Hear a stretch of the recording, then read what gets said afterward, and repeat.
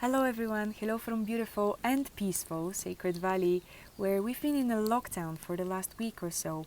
And we're not even allowed to leave our village, but we are allowed to walk around and enjoy the beauty and the tranquility and the calmness that has emerged ever since the government really decided to block most of the activity that was happening around here. And it's actually been one of the most creative, exciting, and energizing times of my life this last week. And that really came in as a surprise to me because I'm a person who really, really loves connection. And as I was stepping into this new situation, I was worried that I would lose that because suddenly I was not able to meet people and to hold the offline events I was doing here. And, just all of that kind of dropped away. And I was like, oh shit. But actually, what I've been finding is that immediately I had this feeling like, oh, but I can meet people online. I can do all these things I wanted to do. I can just bring them online. So I started hosting different things like women's circles and drum journeys and authentic relating and things like this.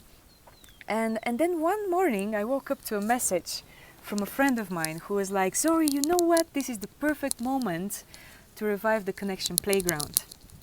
And for those of you who don't know what the Connection Playground is, it's a project that I started a couple of years ago. Back then I was in Bali and I was just becoming aware of my purpose here on Earth.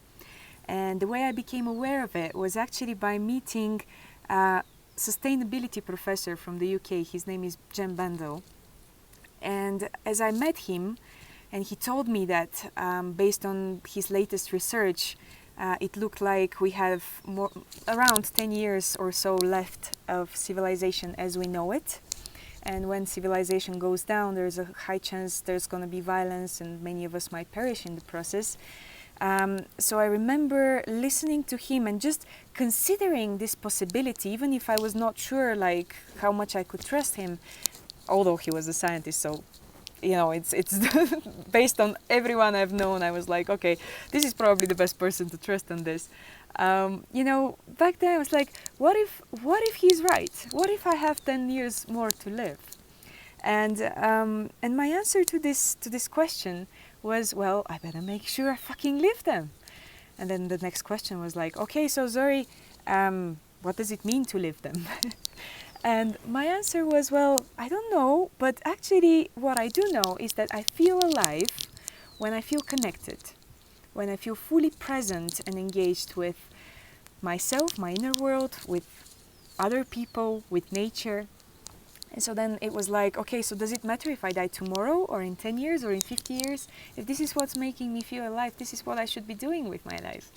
And so out of this, really arose this commitment to just follow this experience of connection and see where it takes me. And one of the first places it took me to was the idea of creating the Connection Playground as an offline community where we would come together to actually explore the different shapes that connection can take. And so different people would come in and bring their own experience, their own practice, their own something that they really enjoyed or was present for them in that moment in relation to connecting with nature, connecting with each other, and connecting with ourselves. And this was something that ran in Ubud for 15 weeks while I was around, and we explored 45 different activities in these topics. It was crazy and amazing, like a university in itself, in the question of what connection is. And after I left Bali, I've been really looking wherever I went, whatever I did, to set up both offline and online experiences that would allow for this process to continue, for this learning process, because that's how I see it, to continue of like, what the hell does connection actually mean experientially? And what are the shapes it can take? So fast forward to today, what I'd like to do now is I'd like to invite you to join me in the Connection Playground online community, where we'll be exploring this question of what are the different shapes that connection with ourselves, with each other, and with nature can take through basically creating online spaces like different gatherings, circles, challenges, courses that are addressing this question. So that can look like different kinds of, for example, meditation or breath work or shamanic work or authentic relating, or different challenges that would allow you to get closer to nature and play with it in a different way and in a creative way. So in order to join our community, there's basically two forms of doing that. One of them is to sign up to be notified whenever we're hosting such spaces. So that can be either through going to connectionplayground.org and signing up to our newsletter, where every week we are going to be informing you, for as long as the coronavirus is lasting, about our favorite events online that are taking place right now. And you can also like our Facebook page, where we will also be posting that kind of information. And for those of you who would like to get involved in offering such activities or co-creating such activities, whether they're free or donation-based or paid, you can write down in a comment or reach out to me in a private message so that I can add you to our private group where we'll be kind of cooking whatever it is that we want to bring out to the world.